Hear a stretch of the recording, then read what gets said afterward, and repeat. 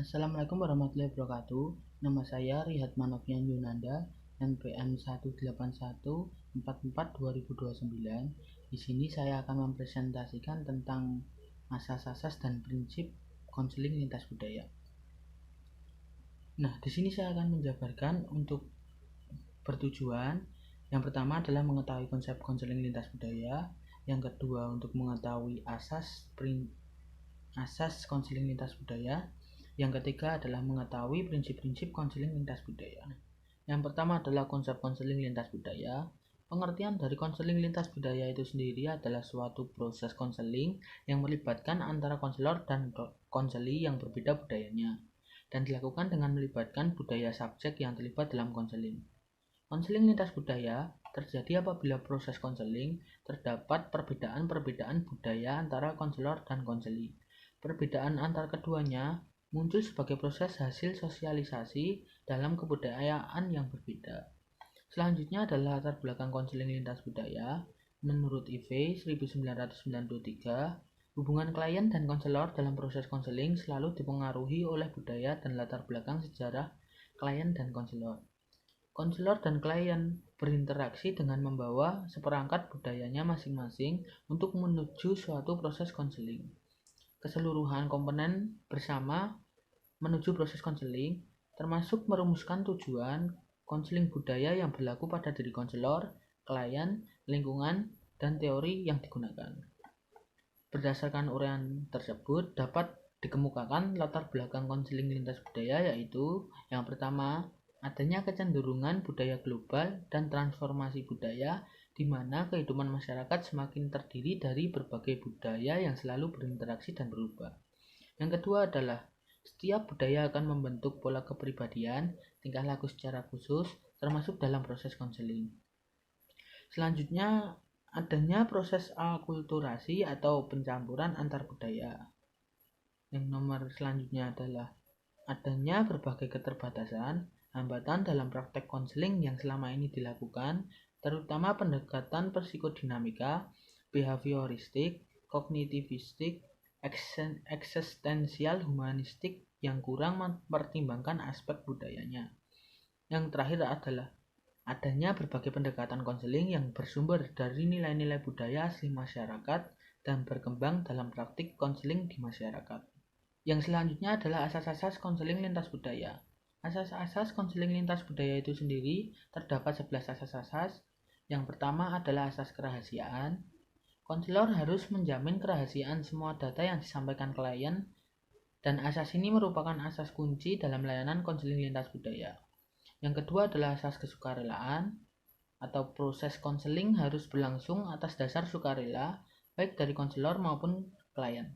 Klien dengan sukarela menyampaikan masalah tanpa terpaksa yang diperlukan konselor, dan konselor memberikan bantuan dengan sukarela. Yang nomor 3 adalah asas keterbukaan. Dalam konseling diperlakukan suasana saling terbuka baik konselor maupun konseli.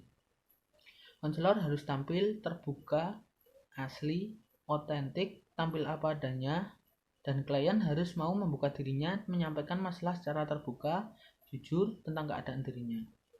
Yang nomor 4 adalah asas kegiatan. Layanan konseling yang harus dilakukan dengan usaha dari klien maupun konselor. Konselor harus mampu membangkitkan kemauan klien sehingga mampu dan mau melaksanakan kegiatan, atau bisa disebut konselor harus lebih aktif untuk membantu klien. Yang asas nomor 5 adalah asas kemandirian. Diharapkan dengan layanan konseling, klien dapat mandiri tanpa harus selalu bergantung pihak lain. Maka klien diarahkan dan diberi kesempatan untuk mampu memutuskan dan membuat keputusannya sendiri. Lalu asas nomor 6 adalah asas kekinian. Konselor tidak boleh menunda-nunda bantuan. Bantuan yang diberikan hendaknya sesuai dengan pengembangan zaman, bukan kecenderungan lama atau impian masa depan. Yang nomor 7 adalah asas keterpaduan. Layanan konseling hendaknya menjunjung tinggi harmonis dan terpadu, maka diperlukan kerjasama yang harmonis dari berbagai pihak yang terlibat. Isi dan proses layanan harus terpadu, tidak saling tumpang tindih. Lalu asas nomor 8 adalah asas kedinamisan. Layanan konseling menghendaki terjadinya perubahan pada klien, yaitu perubahan tingkah laku ke arah yang lebih baik tentunya, maju dan terus berkembang. Yang asas nomor 9 adalah asas kenormatifan atau layanan konseling didasarkan pada norma-norma yang berlaku, baik norma adat istiadat, norma sosial, norma agama, dan sebagainya. Asas ini diterapkan terhadap tujuan, isi, alat maupun proses konseling harus dapat dipertanggungjawabkan secara normatif. Yang nomor 10 adalah asas keahlian atau layanan konseling lintas budaya harus dilakukan dengan asas keahlian sehingga layanan dilakukan secara teratur, sistematik, prosedur, dan teknik yang memadai. Oleh karena itu, konselor harus mempunyai pendidikan atau latihan pengalaman yang memadai. Yang terakhir adalah asas alih tangan.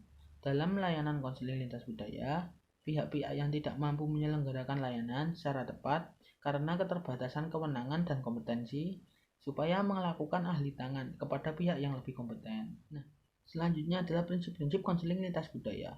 Dalam konseling lintas budaya, prinsip-prinsip yang digunakan bersumber dari kajian filosofis, teoritis, hasil penelitian, dan kajian pengalaman dalam praktek bimbingan dan konseling yang berwawasan budaya.